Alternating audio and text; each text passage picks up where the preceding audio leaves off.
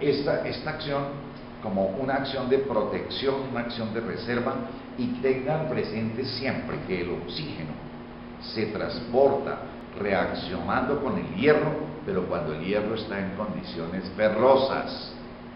Si ese hierro no es ferroso, no hay reacción y la hemoglobina no lo transporta. Si está oxidado, no lo transporta como tal. Bueno, otra.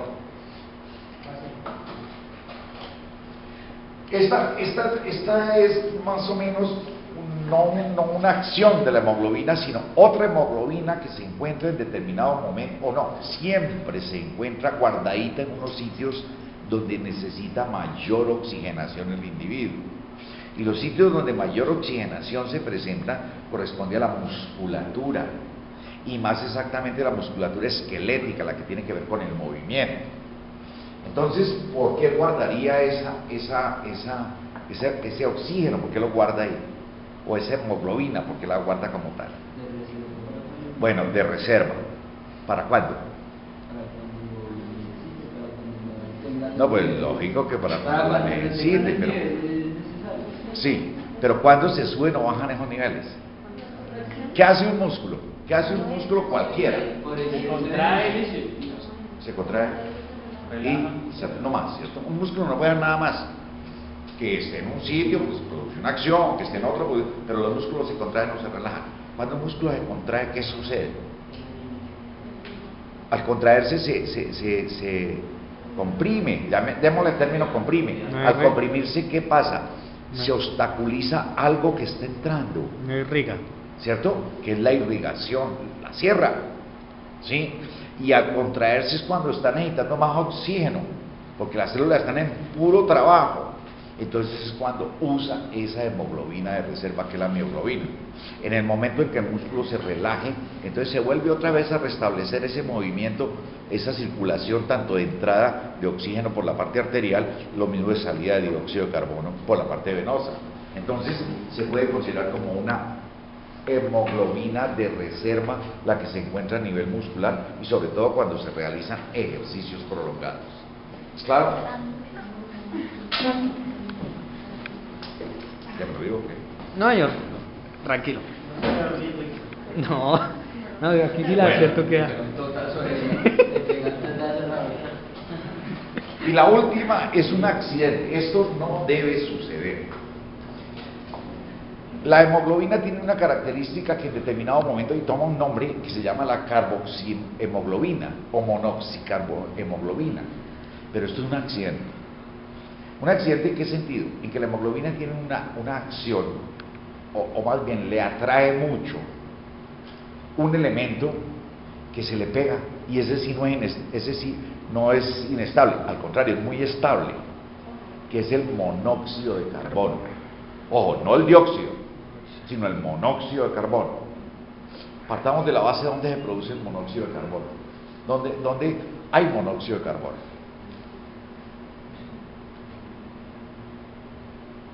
Monóxido de carbono. ¿Dónde hay? No, en el aire no, su merced.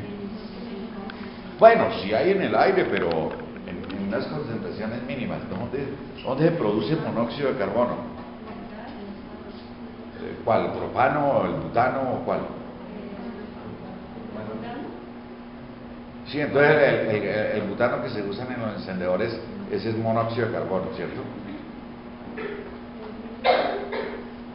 ¿Dónde se produce monóxido de carbono? Y eso es continuo. Y vean que muchas campañas que se hacen es para evitar la producción de monóxido de carbono, sobre todo ya cuando se sale del campo y se llega a la ciudad. Ese era lo de la selección de los animales. No, ese es el gas metano. Ese es otro. Ese es el gas metano. El metano.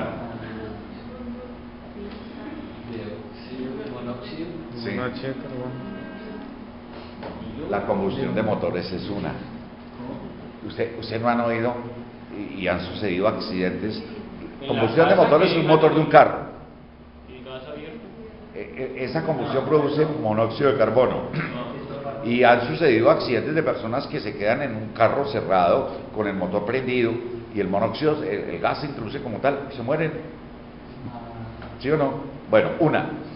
Cuando hay incendios, el gas que se produce en los incendios es monóxido de carbono. Mucha gente muere en incendios grandísimos, mueren cantidad de personas y ninguno se quemó. Todos inhalaron monóxido de carbono, se quedaron, ¿cierto?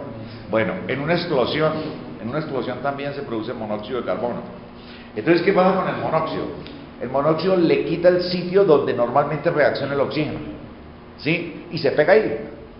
Y tiene una característica, que la hemoglobina le tiene más afinidad, le gusta más reaccionar con él, pero con otra condición, se le pega. Ese sí no se suelta. Para que se suelte tiene que usar presión y sacarlo a pura presión, ¿cierto? Entonces, la característica de no oxigenación, de muerte de un individuo está en que puede que haya oxígeno en el ambiente, pero el monóxido de carbono le quitó el sitio donde iba a reaccionar el oxígeno y no se despegó. Entonces el individuo no puede adquirir su oxígeno como tal, las células no se oxigenan y el individuo muere por una cosa que se llama asfixia. Punto. No más. Entonces un tratamiento tiene que hacerse ¿en qué sentido? Usar oxígeno, pero con presión, y hacer una transfusión para cambiar una cantidad de glóbulos rojos que en determinado momento sufrieron pues una ruptura, las paredes se lesionaron, entonces hay que hacer una transfusión como tal. Entonces eso es lo que hace la hemoglobina, pero este es un accidente, eso no tiene por qué suceder normalmente para nada, porque se presenta en esas condiciones y nadie está, pues estas son acciones accidentales porque nadie está expuesto, a no ser de que los que trabajan en motores y todo eso pues usan sus máscaras de oxígeno como tal, ¿cierto? Bueno, bien, entonces los glóbulos rojos tienen una característica, como toda célula en el individuo, y es renovación, ¿sí? Y los glóbulos rojos se regeneran, no se regeneran, cambian. Ellos se vuelven viejos. ¿Por qué se vuelven viejos? De tanto circular en los vasos sanguíneos. Las paredes se golpean contra las paredes de los vasos, entre ellos mismos se golpean, entonces van perdiendo consistencia, ¿sí? No, y esa es la realidad, se vuelven viejos, y al ser viejos pues la función no es tan bien hecha como normalmente lo hace. Entonces aproximadamente en un ave duran 35 días y en el resto de animales entre 50 y 120.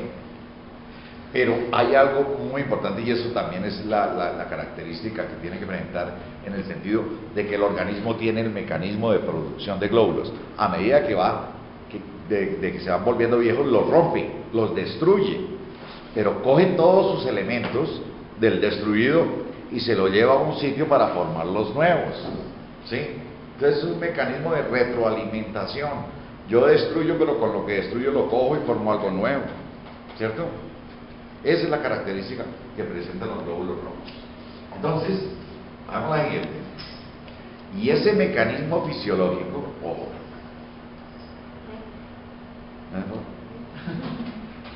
bueno, ese mecanismo fisiológico, yo hice este cuadrito y cogí un glóbulo rojo y vi en qué se descompuso, ¿cierto?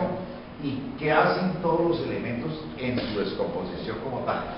Entonces, miren, acá tenemos el glóbulo. Esta es la hemoglobina, es el factor más importante que encuentra internamente, y este es el glóbulo, o sea, la pared, con su redecilla, con todos sus elementos. Entonces, en esa descomposición, ¿sí? En esa ruptura como tal, todos los elementos que formaban el estroma se van por el plasma sanguíneo. Ojo, se van por el plasma sanguíneo. Hay unas células que los destruyen, que son las células del sistema retículo endotelial. Ellas son las encargadas, se ponen en diferentes sitios y destruyen, y ellos se van por plasma. Y ahorita cogemos todo lo que se va por plasma. El hierro que hace, o no, la hemoglobina que hace, se divide en sus dos componentes, la fracción N y la fracción globina.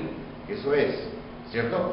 Entonces la fracción globina es la proteína que se va por plasma sanguíneo también. Tenemos dos por plasma sanguíneo. El hierro tiene unas características.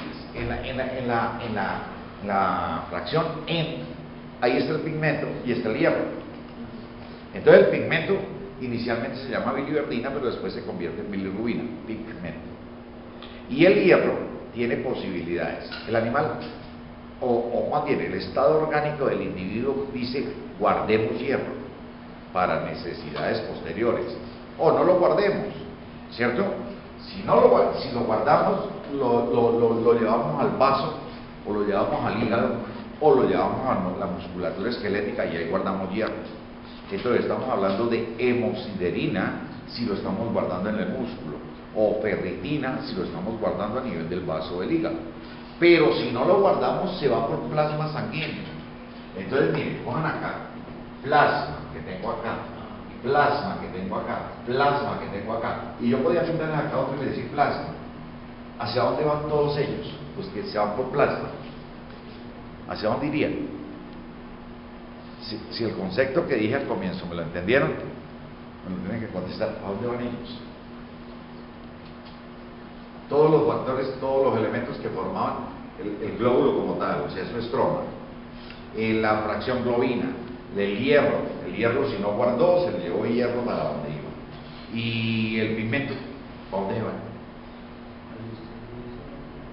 ¿Para dónde? No, pues diga algo y ahí sacamos la conclusión. ¿A dónde van? ¿Ah? Claro, van a formar los nuevos. ¿Y los nuevos dónde se forman? En la médula ósea, ¿cierto? Entonces por eso digo que ese es un proceso de retroalimentación. A medida que se destruyen van los elementos para formar los nuevos, ¿cierto? Y entonces, bueno, van a aparecer el mismo proceso de la eritropoyesis que vimos al comienzo. Vean que esto es muy sencillo. Miren las características de producción. En un caballo se producen y se destruyen aproximadamente 35 millones de glóbulos rojos por segundo. En un humano hacen 10 millones de glóbulos rojos por segundo, se destruyen y se forman. Entonces, en otras palabras, ¿cómo podemos concluir? Es un proceso continuo, eso no para, es continua la formación de glóbulos rojos. Cuando se presentan alteraciones a nivel de los sitios de producción, o se presentan alteraciones a nivel del número de glóbulos, que no se destruye la cantidad necesaria porque hay muy poquitos, pues es cuando vienen los problemas patológicos. Pero de lo contrario, las características son estas, ¿cierto? ¿Hasta ahí es claro? ¿O tienen alguna duda? Bueno. Bien. Hay una serie de elementos que se aplican a los individuos y más exactamente a los animales, y más que todo tienen que ver con sueros, que en determinado momento lo que acabamos de oír se llama la hemólisis fisiológica, o sea, la que realiza el individuo, en la que no interviene ningún elemento extraño, en la cual única y exclusivamente el organismo hizo su proceso de destrucción y de formación de glóbulos rojos. Pero hay unos elementos que en determinado momento me pueden cambiar la concentración del plasma y influyen directamente sobre los glóbulos rojos. Ojo, influyen sobre los glóbulos rojos. Entonces hay soluciones hipotónicas, isotónicas e hipertónicas. Ese iso, ese hiper, sí, que le estoy dando, y ese hipo, me estoy refiriendo exclusivamente al plasma sanguíneo.